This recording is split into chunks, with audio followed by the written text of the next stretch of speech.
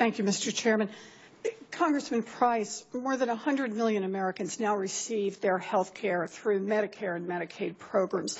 These are seniors, people with disabilities, middle-class families who have parents in nursing homes, countless numbers of young children, and they all benefit from these programs.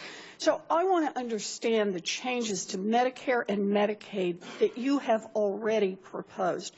The budget that you recently authored as chair of the House Budget Committee would have cut spending on Medicare by $449 billion over the next decade. Is that right? I don't have the numbers right in front of me, but what we're trying. The numbers.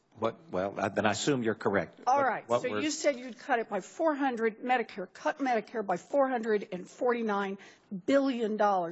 Your FY17 budget proposal also would have cut Medicaid funding that goes to the state governments by more than $1 trillion. Is that correct?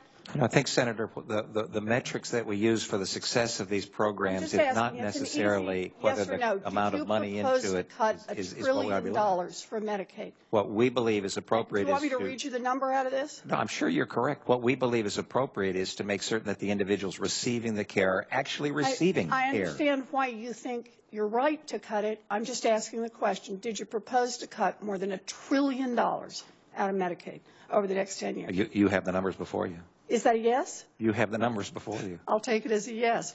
So, as I'm sure you're aware, during his campaign for president, President-elect Trump was very clear about his views on Medicare and Medicaid.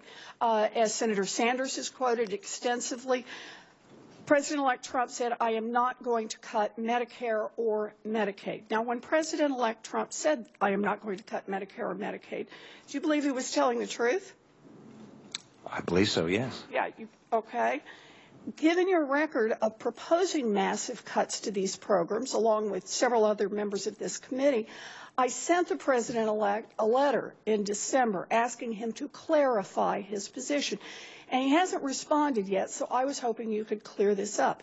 Can you guarantee to this committee that you will safeguard President-elect Trump's promise, and while you are HHS Secretary, you will not use your administrative authority to carry out a single dollar of cuts to Medicare or Medicaid eligibility or benefits?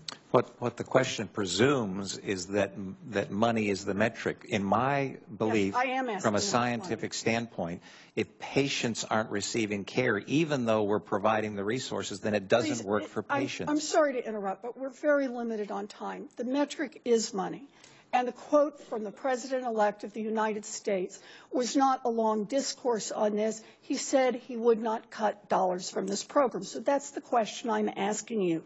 Can you assure this committee that you will not cut $1 from either Medicare or Medicaid should you be confirmed to this position? Senator, I believe that the metric ought to be the care that the patients are receiving. I take that as a no? It's that's the wrong metric. We ought to be putting forth the resources. I'm not asking you whether or not you think you have a better metric. I'm asking you a question about dollars. Yes or no? What we ought to do is put forward the resources in order to take care of the patients. Simple questions. And frankly, the millions of Americans who rely on Medicare and Medicaid today are not going to be very reassured by your notion that you have some metric other than the dollars that they need to provide these services.